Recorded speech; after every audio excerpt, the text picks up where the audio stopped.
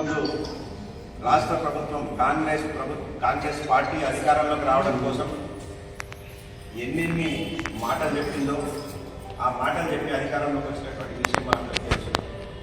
ఈరోజు మనం ఆశా వర్కర్ల విషయానికి వస్తే తెలంగాణ రాష్ట్రం మనకు ఆవిర్భవించినప్పుడు 2014లో కేవలం 2200 మాత్రమే ఆశా వర్కర్లకు వచ్చాయి. అప్పుడు ధర్నా చేసి వాస్తవమే ఒప్పుకుంటాం. దాని తర్వాత కేసీఆర్ గారు విడతలుగా 9750 రూపాయలు నేను తీసుకొచ్చాను. ఆ విషయం నాకు తెలుసు. 2200 నుంచి 4000 అయింది, 4500 అయింది, 6000 అయింది, 7000 అయింది, చివరికి 9750 అయింది, 750 అయింది. మరి రేవంత్ రెడ్డి గారు గద్దెనెక్కడం కోసం కేసీఆర్ గారు ఏది చేసినా డబల్. 2000 పెన్షన్ ఉన్నదంటే దాన్ని 4000 చేయడం, ఒకవేళ 10,000 ఉంటే 20,000 చేస్తామని చెప్పడం, ప్రతిదీ కూడా డబల్ చేస్తూ మరి మా ప్రజలని అందరం అభ్యపెట్టినటువంటి విషయం కూడా మనకు తెలుసు. మరి ఈరోజు 9750 రూపాయలు ఉన్నటువంటి వృత్తిని 18,500 చేస్తా అని చెప్పేసి మరి ఎలక్షన్ ప్రచారంలో భాగంగా మరి మేనిఫెస్టోలో భాగంగా మాటిచ్చినటువంటి సంగతి కూడా మనకు తెలుసు. కానీ ఈరోజు ఏమైంది?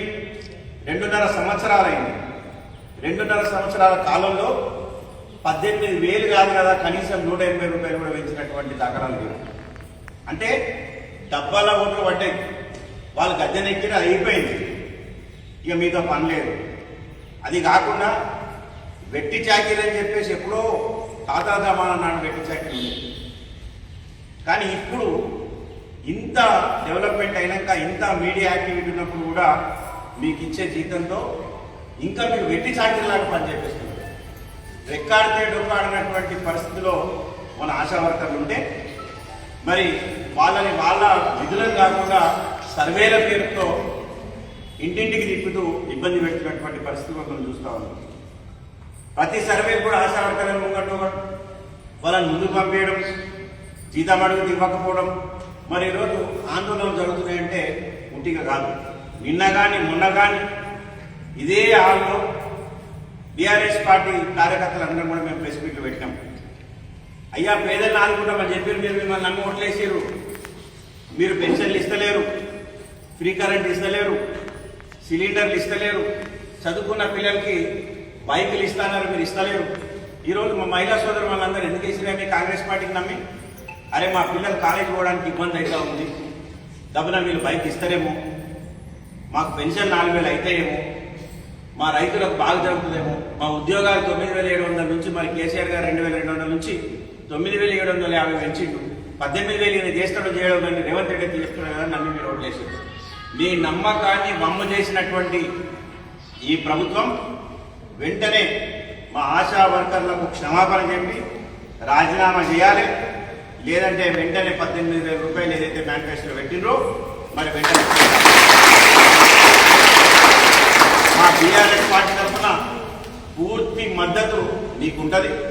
మీరు ఎక్కడ ధర్నా చేసినా, ఎక్కడ టెంట్లు వేసినా మేము నాయకులందరం వచ్చి మీతో పాటు మేము సహకరిస్తాం. నిజామాబాద్ పట్టణంలో ఉన్నటువంటి అందరు ఆశా వర్కర్లు మీరు చూసిండొచ్చు. ప్రభుత్వం తరఫున కేసీఆర్ గారు జీతాలు పెంచితే ప్రతి మహిళా దినోత్సవం రోజు ఆశా వర్కర్లందరికీ మేము పట్టు చీరలు పెట్టి సహపంక్తి భోజనాలు చేసి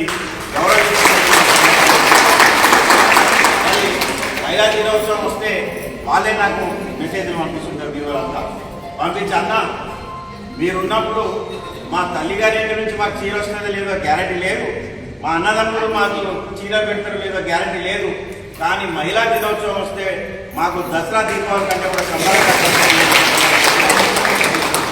మరి ఈరోజు కాంగ్రెస్లో నాయకులు లేరా? మరి బీజేపీలో నాయకులు లేరా? అందరు ఉన్నారు. కానీ అవి చెయ్యాలంటే గొప్ప మనసు ఉండాలి, పెద్ద మనసు ఉండాలి. మరి ఆ నాయకులు వస్తలేరు, ముందుకు వస్తలేరు. కాబట్టి మీరు ఎక్కడ ధర్నా చేసినా కూడా మేము మీకు మద్దతుగా ఉంటాం. మీరు మీ ధర్నాన్ని విరమించకండి. తప్పకుండా 18,000 వచ్చే వరకు మీరు పోరాడుతూనే ఉండండి. మీకు టీఆర్ఎస్ పార్టీ అండగా ఉంటుంది, కేసీఆర్ గారు అండగా ఉంటారు, కేటీఆర్ గారు అండగా ఉంటారు. మా నాయకులందరూ క్షేత్రస్థాయిలో మీకు అండగా ఉంటామని చెప్పేసి తెలియజేస్తూ జై హింద్, జై తెలంగాణ.